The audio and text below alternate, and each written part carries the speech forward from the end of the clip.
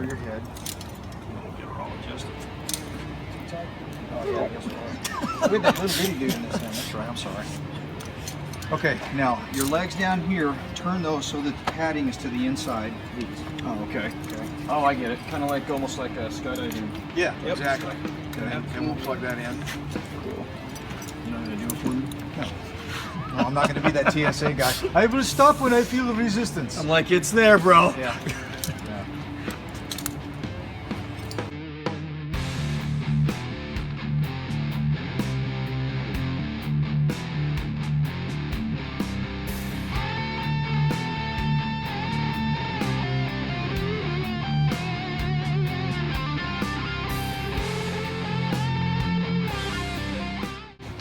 Part of the safety measures that we've incorporated is the customer never touches the hardware, ever. We hook them up, we unhook them, unless it's an emergency and you have to get out during like a crash sequence or something. These are designed by Yates as shock. So if you fall, it's sewn in such a manner that at about 440 pounds of force, it's going to start to unravel in a slow control manner so you don't break your spine. That would suck. Go ahead and scoot forward and see. You'll see you can't go very far. That's as far as I want you to go. All of the hardware is TSO'd, so it is aircraft specific hardware with certain strain ratings and all that kind of stuff. Again, the harnesses are TSO'd as well. FAA approved, and there's only 3 harnesses in the world that have that rating, and this is one of them. Cool. Keltec 308, RFB, rifle, forward eject, bullpup, full 18-inch barrel, 20 round mags, ambidextrous, mag fed from the back, ejects right here out the front. Anything that you shoot, the rifle's always going to be pointed down. All your brass is going to go down as well.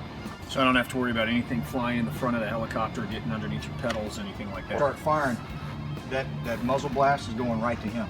We don't want that. So we pretty much restrict it to about here. Now that's a huge field of fire. Sure. If you can't hit a pig with that, you probably ought not to be doing this. The purpose is not to go chase pigs around a field and hope you get some. The purpose is to go kill them to help the farmers so that they're not tearing up their fields and causing a lot of damage. So when you're shooting different when moving it's a targets moving out of a target. moving target, Yeah. the dynamic totally changes. That's cool. So, Chris, have you ever shot anything moving out of a moving aircraft? Okay, then the last Yes, thing, I have. With a sniper rifle, not that one. I can tell you're a right-handed shooter, Right. so you're going to cheek wield that weapon like this. You don't want this to start getting up here, and every Right. time you fire, this is going to be moving around. You're going to be like, whoop, and then all of a sudden we don't have communication. What I've got being built right now are 4 HGU 56 military aircrew helmets, painted up to match the aircraft with the rising sun and all that.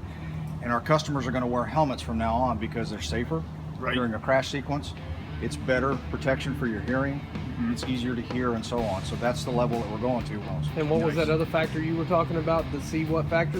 CDI, Chicks Dig It CDI, factor? yes. That's a CDI of 8, by the way. Nah. The other 2 has, who's wearing it? So clearly we're at a 10. I rated 10, right? At least 10 plus. Oh yeah. The GoPros mounted on both sides of the helicopters for all the reasons that we talked about. Just to capture the hunt so that we can put together a cool video such as the one I showed you for the customer. And then the third thing is if there's any incident with the aircraft that the FAA has to come out and investigate, we have video evidence of everything that was going on. And that's actually capturing the audio as well. Right. We are 100% professional outfit.